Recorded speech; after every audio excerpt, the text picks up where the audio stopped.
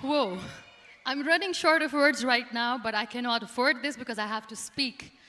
Thank you so much for all the love, for all the warmth. Thank you for accepting me. Thank you very much.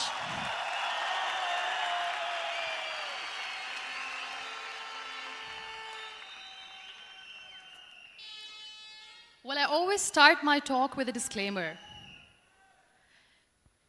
And that disclaimer is that I've never claimed to be a motivational speaker. Yes, I do speak, but I feel more like a storyteller because wherever I go, I share a story with everyone. Well, it is a story of a woman whose perfectly imperfect life made her who and what she is today. It's the story of a woman who, in pursuit of her dreams and aspirations, made other people realize that if you think that your life is hard and you're giving up on that because you think your life is unfair, think again. Because when you think that way, you are being unfair to your own self. It's the story of a woman who made people realize that sometimes problems are not too big. We are too small because we cannot handle them.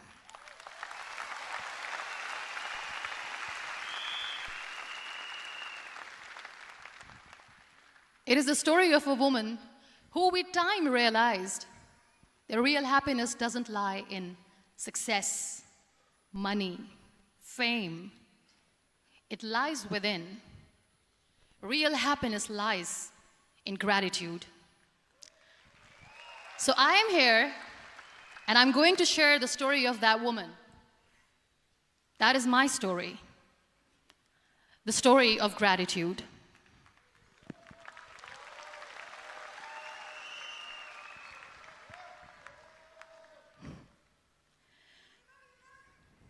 I love you too. I love you all.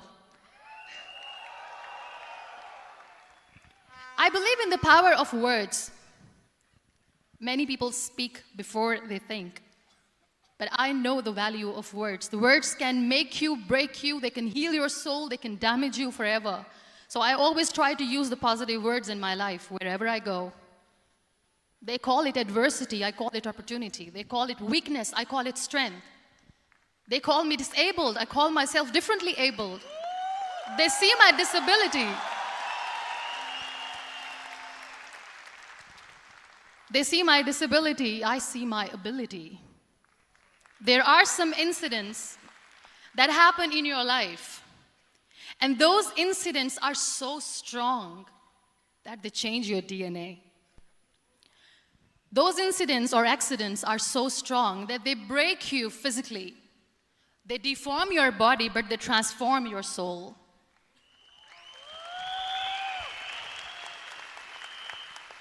Those incidents break you, deform you, but they mold you into the best version of you. And the same thing happened to me. And I'm going to share what exactly happened to me. I was 18 years old when I got married. And this thing I'm sharing for the very first time on an international level. I was 18 years old when I got married. I belonged to a very conservative family, a Baloch family, where good daughters never say no to their parents.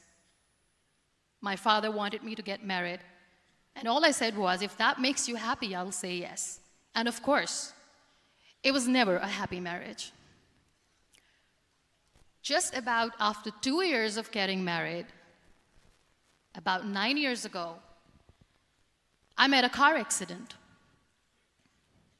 Somehow my husband fell asleep and the car fell in the ditch.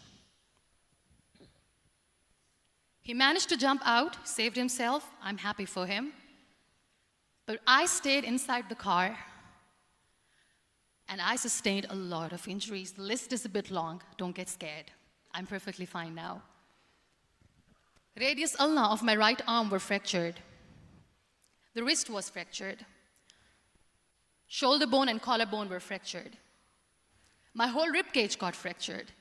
And because of the rib cage injury, lungs and liver were badly injured. I couldn't breathe. I lost urinary bowel control. That's why I have to wear the bag wherever I go. But that injury that changed me and my life completely as a person and my perception towards living my life was the spine injury. 3 vertebrae of my backbone were completely crushed, and I got paralyzed for the rest of my life. So this accident took place in a far-flung area in the outskirts of a very small province, Balochistan, where there was no first aid, no hospital, no ambulance. I was in the middle of nowhere in that toppled car. Many people came to rescue. They gave me CPR. They dragged me out of the car. And while they were dragging me out, I got the complete transection of my spinal cord. And now there was this debate going on. Should we keep it here? She's going to die. Where should we go? There is no ambulance. There was this 4-wheeler Jeep standing in the corner of the street. They said, put her in the back of the Jeep and take her to the hospital, which is 3 hours away from this place. And I still remember that bumpy ride. I was all broken. They threw me at the back of the Jeep and they rushed me to the hospital. That is where I realized that my half body was fractured and half was paralyzed. I finally ended up in a hospital where I stayed for 2.5 months. I underwent multiple surgeries. Doctors have put a lot of titanium in my arm. There's a lot of titanium at my back to fix my back. That's why people in Pakistan call me the Iron Lady of Pakistan.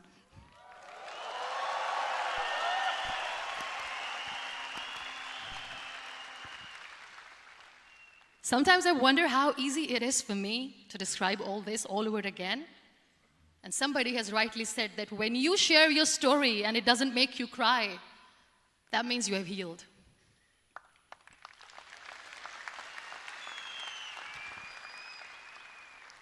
Those 2.5 months in the hospital were dreadful.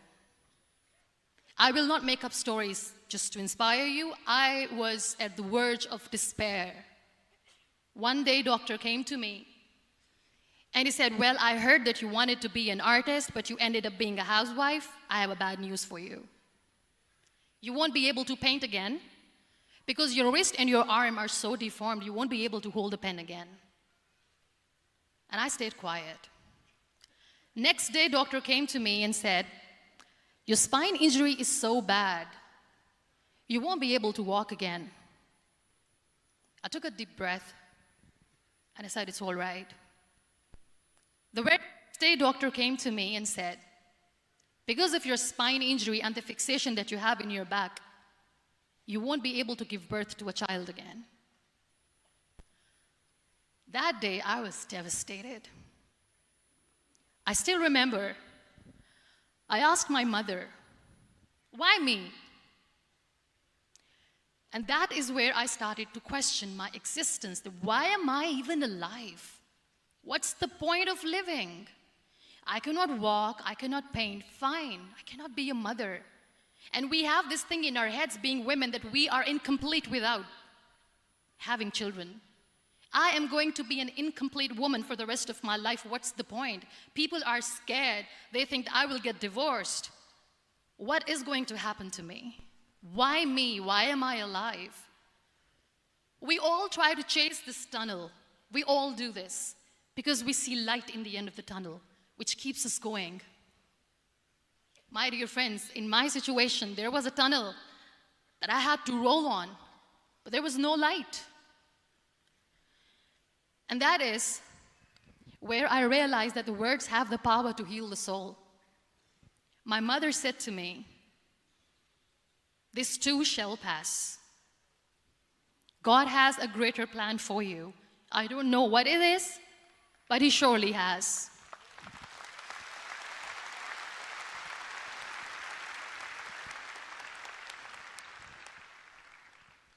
And in all that distress and grief, somehow or the other, those words were so magical that they kept me going. I was trying to put that smile on my face all the time, was hiding. It was so hard to hide the pain, which was there. But all I knew was that if I will give up, my mother and my brothers will give up too. I cannot see them crying with me. So what kept me going was, one day I asked my brothers, I know I have a deformed hand, but I'm tired of looking at these white walls in the hospital and wearing these white scrubs. I'm getting tired of this. I want to add more colors to my life. I want to do something. Bring me some colors. Bring me some small canvas. I want to paint. So the very first painting I made was on my deathbed, where I painted for the very first time. It was not just an art piece or just my passion. It was my therapy. What an amazing therapy it was. Without uttering a single word, I could paint my heart out. I could share my story. People used to come and say, what lovely painting, so much color. Nobody could see the grief in it. Only I could. So that's how I spent 2.5 months in my hospital, crying, never complaining or whining, but painting. And then I was discharged, and I went back home. And I went back home, and I realized that I have developed a lot of pressure ulcers on my back and on my hip bone. I was unable to sit. There were a lot of infections in my body, a lot of allergies. So doctors wanted me to lie down on the bed straight for not 6 months, for not 1 year, for 2 years. I was bedridden, confined in that one room, looking outside the window, listening to the birds chirping, and thinking maybe there will be a time when we'll be going out with the family and enjoying the nature. That was the time where I realized how lucky people are, but they don't realize. That is the time where I realized that the day I'm going to sit, I'm going to share this pain with everyone to make them realize how blessed they are, and they don't even consider them lucky. There are always turning points in your life. There was a rebirth day that I celebrated. After 2 years and 2.5 months, when I was able to sit on a wheelchair, that was the day when I had the rebirth. I was a completely different person. I still remember the day I sat on the wheelchair for the first time, knowing that I'm never going to leave this, knowing that I won't be able to walk for the rest of my life. I saw myself in the mirror, and I talked to myself.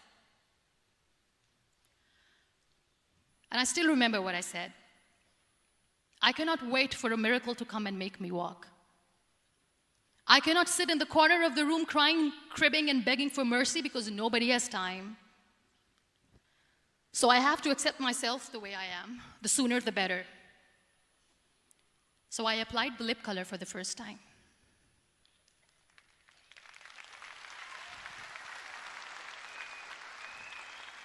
And I erased it. And I cried. And I said, what am I doing? A person on a wheelchair should not do this. What will people say? Clean it up. Put it again. This time I put it for myself, because I wanted to feel perfect from within.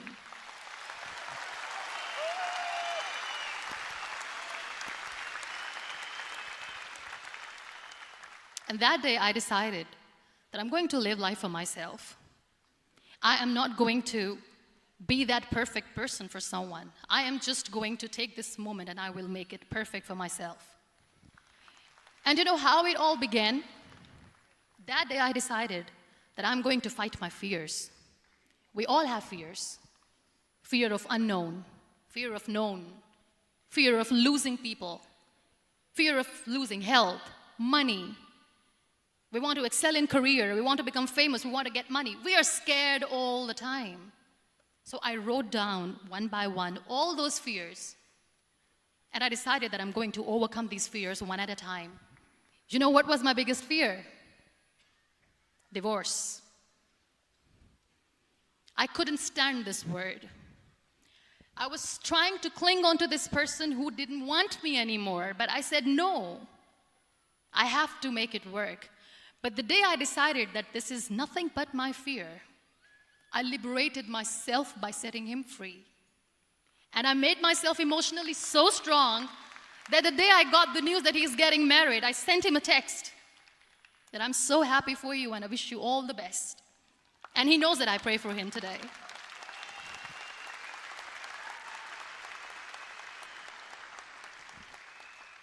My biggest fear, number 2, was I won't be able to be a mother again. And that was quite devastating for me. But then I realized there are so many children in the world, all they want is acceptance. So there is no point of crying, just go and adopt one. And that's what I did.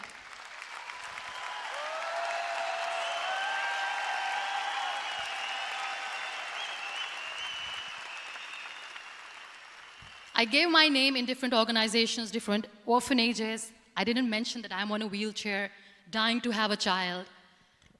So I just told them that this is Muniba Mazari and she wants to adopt a boy or girl, whatsoever, but I want to adopt a kid. And I waited patiently. 2 years later, I got this call from a very small city in Pakistan. I got a call and they said, "Are you Muniba Mazari? There is a baby boy and would you like to adopt?" And when I say yes, I could literally feel the labor pain. I said, yes, yes, I am going to adopt him. I am coming to take him home.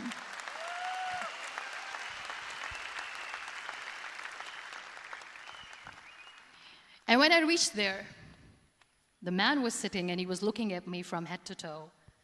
And in back of my head, I kept thinking that, oh my God, he's going to say she's on the wheelchair, she doesn't deserve it.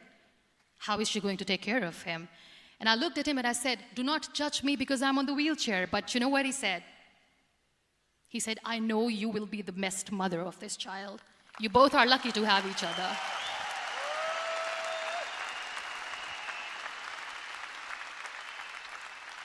And that day, that was 2 days old, and today he's 6.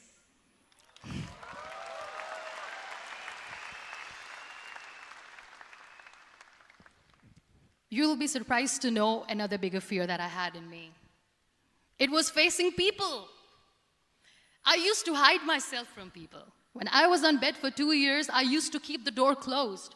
I used to pretend that I'm not going to meet anyone, tell them that I'm sleeping. You know why? Because I couldn't stand that sympathy that they had for me.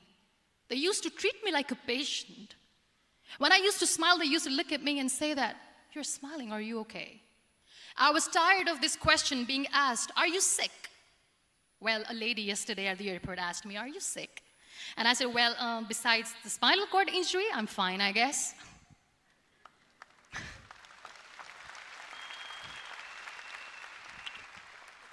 But those are really cute questions. They never used to feel cute when I was on the bed.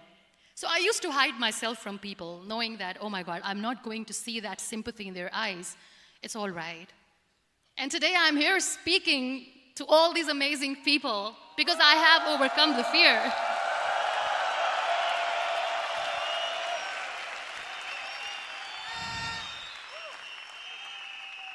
You know, when you end up being on the wheelchair, what's the most painful thing? That's another fear that people on the wheelchair or the people who are differently abled have in their hearts, but they never share. I'll share that with you. The lack of acceptance. People think that they will not be accepted by the people because we, in the world of perfect people, are imperfects. So I decided that instead of starting an NGO for disability awareness, which I know will not help anyone, I started to appear more in public. I started to paint. I always wanted to.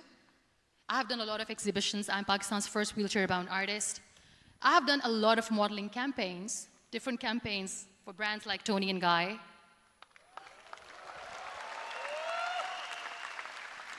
I have done some really funny, breaking the barriers kind of modeling. There was this one by the name Clown Town where I became a clown because I know that clowns have hearts too. And then I also decided that if I really want to make the difference, I am not going to let people use me for their polio campaigns where they will make you a victim and an emblem of misery and mercy and will say that, you know what, give polio drops to your children or they'll become like this girl. I decided that I'm going to join the national TV of Pakistan as an anchor person, and I've been doing a lot of shows for the last 3 years.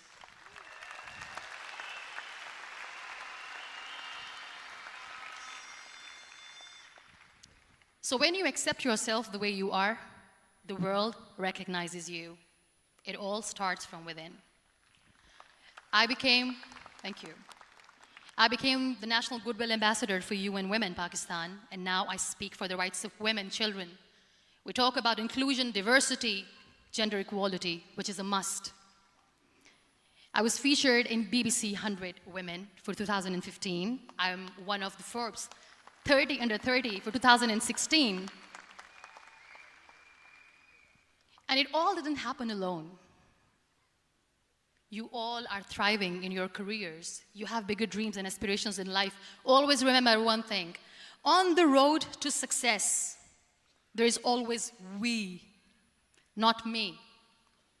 Do not think that you alone can achieve things. No. There is always another person who is standing behind you, maybe not coming on the forefront, but behind you, praying for you and supporting you. Never lose that person. Never.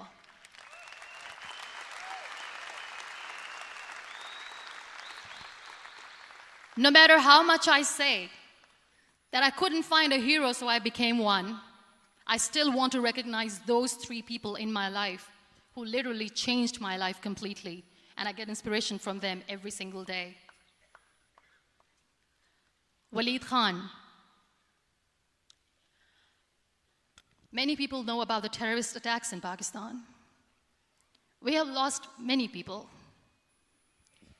And I'm sharing this with a very heavy heart because we actually have lost a lot of people in this huge turmoil of terrorism. These people are barbarians. They do not see people. They're even worse than animals. They have killed people in mosques. They have killed people in churches, temples, even in schools. There was this terrorist attack in Army Public School, Peshawar, where these terrorists entered in an examination hall and they killed our children. And in that attack, that day, this beautiful boy, Waleed Khan, who was my hero, my real life hero, was the proctor who was taking care of the students, was keeping an eye on the students. Those barbarians shot him 3 times in the face, 5 times on his body, and he fell down. I was asked to give a talk in the school after a week of that terrorist attack. With a very heavy heart, I went there and I spoke. We sang a few national songs. I thought that maybe I've done my part, but deep inside, it was killing me. I could see children injured. I could see children sitting on the wheelchairs, looking at me, wondering, what next? What was our fault? Just because we were here to give examination, we have been shot. So many people, so many children lost their friends. Their classrooms were empty. The next day they went to the classroom. So this kid, Waleed Khan, I was asked that he is in a hospital right now, and you have to go and see him and motivate him and tell him that it's going to be okay. And when I saw Waleed Khan coming on the wheelchair for the first time in front of me, face was all deformed. His leg was fractured, his arm was fractured. He couldn't talk, he lost his teeth. He cannot sneeze, he cannot smell. He cannot eat. And I kept thinking, what should I say? That everything is going to be all right? No, nothing is all right. And while I was juggling with the words, what to say, what not to say, this beautiful child, Waleed Khan, came to me and he said, "Are you Muniba Mazari?" I said, "Yes." He said, "Baji, let's take a selfie."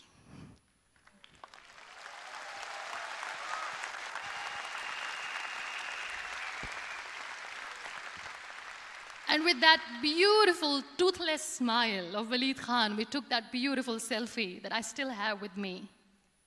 I don't share that here because he was in a very bad shape that time. And that is where I realized that when I was thinking too much about his deformities, he's happy with himself. He doesn't even care.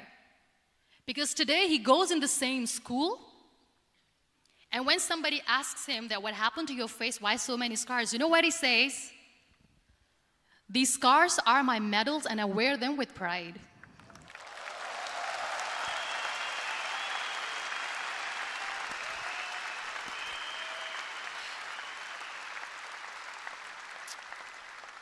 And how beautifully he says the terrorists wanted me not to study. I am going to study. I will become a doctor one day.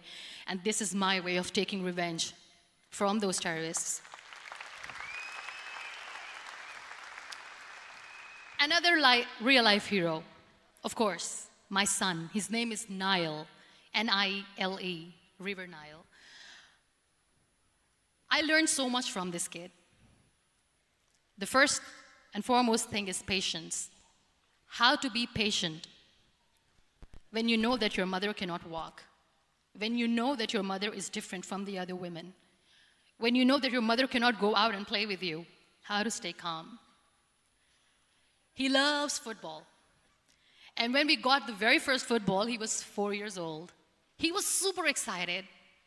I still remember he came in the room and he said, "Mom, let's play football." And he kept the ball in my feet. And he said, "Let's kick it."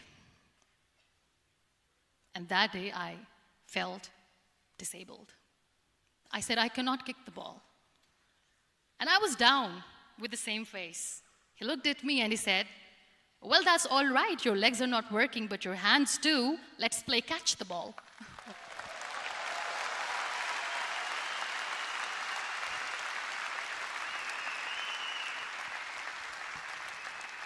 You know what? That day he made me realize that when you think your glass is half empty, come on, your glass is half full. It's all in here and here. Last but not least, the woman who made me realize that heroes have no gender. The woman who believed in me even when I was completely at the verge of despair, where everybody left, she was there. And every time I looked at her, without saying anything, she used to look at me and said, "This too shall pass. God has a bigger plan. And one day you will say that, oh my God, that is why God has chosen me." She never cried in front of me. She has always said that there will be haters, there will be naysayers, there will be disbelievers, and then there will be you proving them wrong. My mother.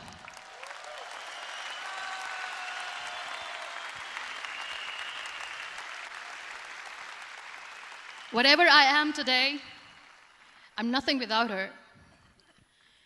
I'm nothing without her. Thank you, Mama. I wish you were here. Thank you for making me who I am today.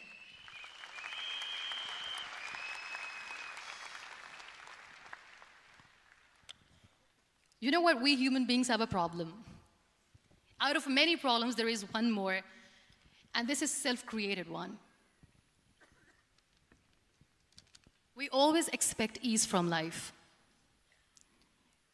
We have this amazing fantasy about life. This is how things should work. This is my plan. It should go as per my plan.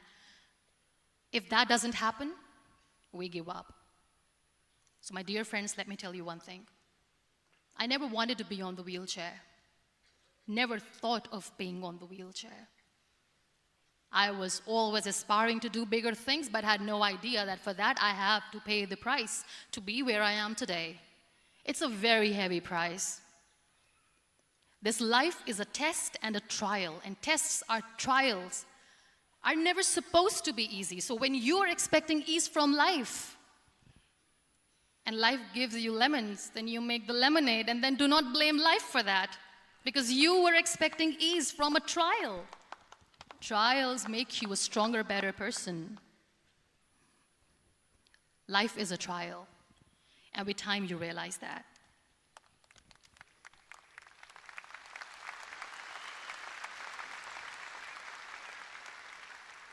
It is okay to be scared. It is okay to cry. Everything is okay, but giving up should not be an option. They always say that failure is not an option. Failure should be an option, because when you fail, you get up, and then you fail, and then you get up, and that keeps you going. That's how humans are strong.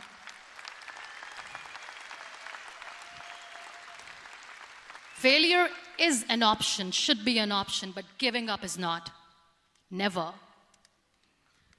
We have this thing in minds. We call it perfection. We want everything perfect. We want ourselves to be perfect. There is this image in our head about everything. Perfect life, perfect relationships, perfect career, perfect amount of money that we need to earn no matter what. Nothing is perfect in this world. We all are perfectly imperfect, and that is perfectly all right. That's all right. We were sent here not to become the perfect people. Those people who tell you how to look perfect, even those people are imperfect. Trying to fight this fear of looking imperfect. I used to be perfect. I still remember. I got this compliment years ago when I used to walk. Oh my God, look at you. You're fair, you're tall, you're perfect. Look at me now. You're still perfect. Only the perfect eyes can see that. Only the perfect eyes will see that. Only the perfect eyes will see that. So yes, in all those imperfections, you have to listen to your heart. You don't have to look good for people. You don't have to be perfect just because other people want you to be perfect. If your soul is perfect from within, that's all right. This is all what you want. This is all what you need to be. Our society has made very weird kind of norms to look perfect and great. For men, it's different. For women, it's different. We think too much about what people say. We listen to ourselves too little. You know what makes you perfect? When you make someone smile. You know what makes you perfect? When you try to do something good for the people around you. You know what makes you perfect? When you feel someone's pain. And how beautiful pain is that it connects you with people. No other medium can connect you with others but pain. That's why I always say that I'm in pain, and that's a blessing in disguise for me. Today, just because I'm in pain and I'm on the wheelchair, I work for children. Being the head of CSR for a company, we conduct medical camps in far-flung areas of Pakistan where so many kids die because they don't have medical facilities. And I personally believe just because they cannot afford to live doesn't mean we'll let them die. So we give them money, we give them medical treatment, we try to heal their wounds, physical and emotional. And I also work for the beautiful people, we call them third gender, the transgender community of Pakistan. You know what connects me with them? All my imperfections. When I go and I hug them, they never judge me. And this very good friend of mine, her name is Bijli. Bijli means electricity. She calls herself electricity. And I said, are you electricity? She says, no, I'm lightning. I'm as strong as lightning. Because we have very bad power outage, so she doesn't want me to call her electricity. So she says, I am very strong. I'm thunder, I'm lightning. She came to me, and the first time I hugged her, she said, you are just like me. And I said, yes, I am like you. Because to people, we are so imperfect. So how beautiful these imperfections are, that because of these imperfections, you can connect with people. Then why are we all running after being perfect? What's the point?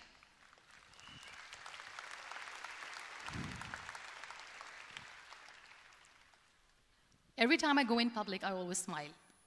There's always a big toothy smile on my face, and people ask me, don't you get tired of smiling all the time? What's the secret? I always say one thing, that I have stopped worrying about the things that I have lost, the people that I have lost. Things and people who were meant to be with me are with me. And sometimes, somebody's absence makes you a better person. Cherish their absence.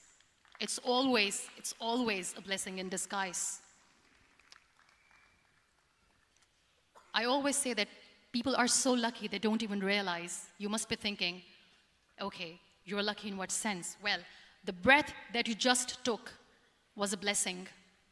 Embrace it.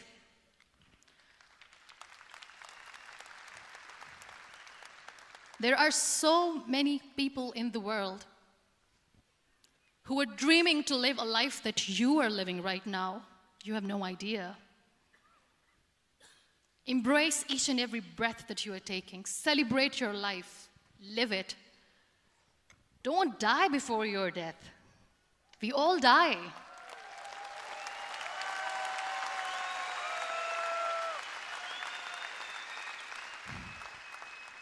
We live this one routine of a day for 75 years and we call it life. No, that's not life. If you're still thinking why you have been sent here, if you're still juggling with the concept of why you are here, you haven't lived yet. You work hard, you make money, you do it for yourself. That's not life. You go out, you seek for people who need your help, you make their lives better. You become that sponge which can absorb all the negativity, and you become that person who can emit beautiful, positive vibes. And when you realize that you have changed someone's life, and because of you, this person didn't give up, that is the day when you live. Always.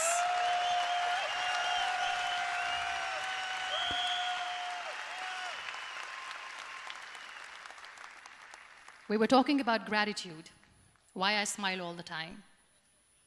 I cry all night when nobody sees me, because I'm a human and I have to keep the balance.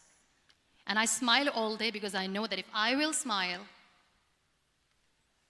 I can make people smile. That keeps me going.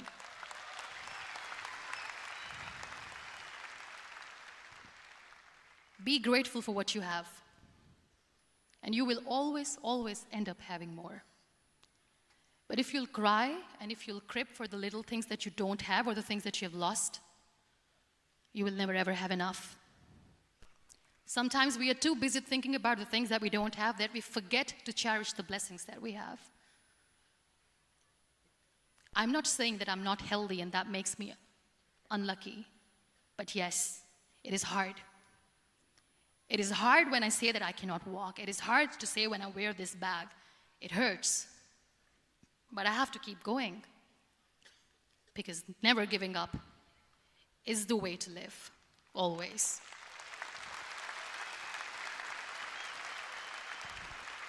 So I'll end my talk on a very short note. Live your life fully. Accept yourself the way you are.